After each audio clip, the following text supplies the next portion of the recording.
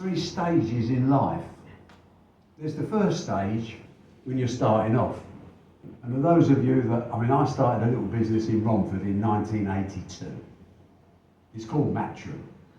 And the reason it's called Matchroom is because we had a room in the snooker centre, which is currently operated by, or currently has been operated for the last 25 years, from my friend Richard Willis, who's been a big supporter on various fronts. And the Matchroom was where Steve Davis used to play his early matches when he was a gangling youngster, you know, hair down to his arse and bum hanging out of his trousers. He was still boring then, you know, so he has made no improvement whatsoever on that stakes. In fact, he's getting even more boring because you may not know. I know I'm getting old, but has everybody heard of Steve Davis?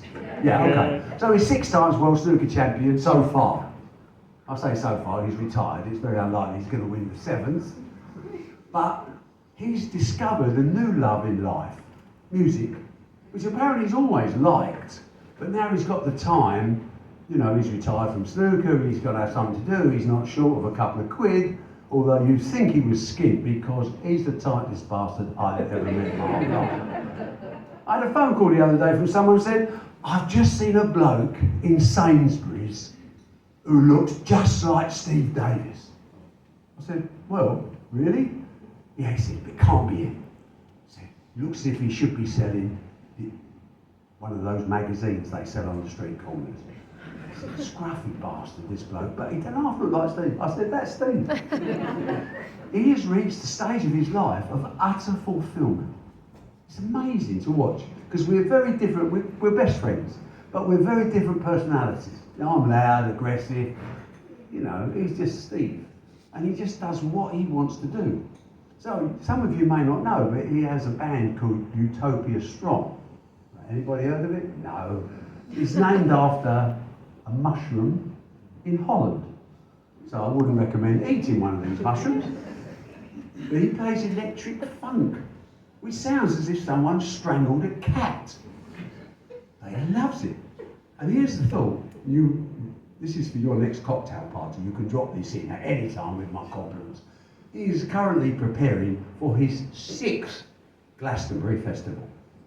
Did you know that Steve Davis appears in Glastonbury every year? They give him a tent, not a stage, because these people that go are off their head on something. You can't listen to this music if you're not on some serious gear. And I think they're all on it. That's why I don't go, because I don't believe in drugs. But he is the happiest person. So when I come back to my stages of life, which work throughout our community, stage 1 is when we all started. Looking around, not too many real youngsters, but when you started your business, it's tough. It's really tough.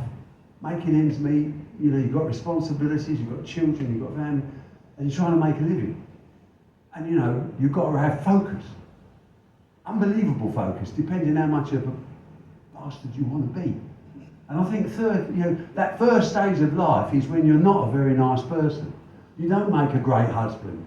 You don't make a great father. Because you're focused on where you're going financially, with a plan that one day you perhaps will be. And that was always my attitude. Killed or be killed, going to be successful, not going to let anyone get in my way. It probably worked, but I couldn't think it was easy for those near and dear around you.